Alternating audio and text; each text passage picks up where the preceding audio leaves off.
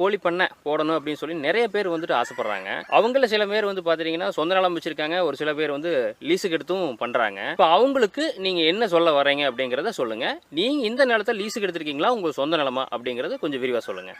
சரிங்க சார். இப்போ நம்ம இடம் பண்ணை போட்டிருக்க இடம்னு பார்த்தீங்கன்னா லீஸுக்கு தான் எடுத்துருக்குறோம். இது ஒரு 10 வருஷம் லீஸ் அக்ரிமெண்ட் போட்டு நடத்திக்கிட்டு இருக்கிறோம் கடந்த ஒரு வருஷமாக.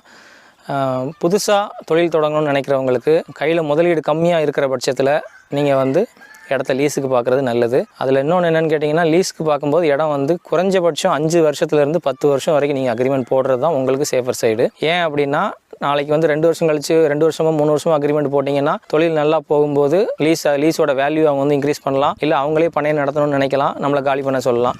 ஸோ 5 to 10 வருஷம் குறைஞ்சது நீங்கள் அக்ரிமெண்ட் போட்டால் அது உங்களுக்கு சேஃபர் சைடு. இன்னொரு ப்ளஸ் பாயிண்ட் என்ன அப்படின்னு கேட்டிங்கன்னா, நீங்கள் இடம் வாங்கும்போது கிணறு, மரம், செடி, கொடின்னு அந்த கோழி வளர்க்கக்கூடியான என்விரான்மெண்ட்டோடு நீங்கள் பார்த்தீங்க அப்படின்னா